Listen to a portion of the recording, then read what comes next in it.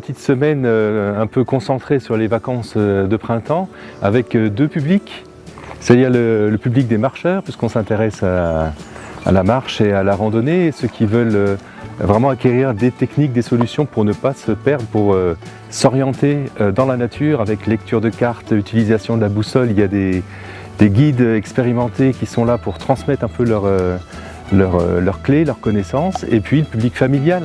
On vient beaucoup en vacances ici avec les enfants, avec les petits-enfants, et là il y a des animations aussi de découverte de la nature, d'initiation à l'orientation, on peut apprendre ça très très jeune, et puis d'observation finalement. Pour s'orienter dans la nature, il faut savoir observer la nature avant tout, et ça s'apprend dès le plus jeune âge.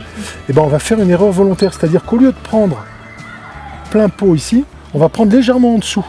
Ce qui fait qu'on sait que quand on va arriver à la hauteur de l'étang du Champ des Croix, il faudra qu'on monte vers le nord pour retrouver notre point. Ces animations-là, on les a appelées azimut et crapahut, parce qu'il y a le côté azimut, on s'oriente, et le côté crapahut, parce qu'on marche évidemment, on va dans la nature, on crapahute, et ça dure du 11 au 18 avril. Et ça s'inscrit dans une saison qui est vraiment orientée vers la randonnée et la découverte par la marche de la nature. Il n'y a pas plus simple que la marche comme pratique sportive. Ça fait du bien au corps et à l'esprit. C'est tout un programme.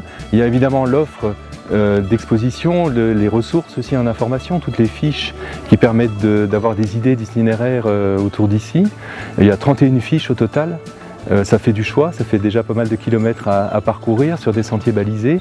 Il y a une expo qui permet, à travers un conte un peu initiatique, de mettre un peu le pied à l'étrier, de déclencher l'envie de se promener et puis de réfléchir au rapport qu'on a avec la nature.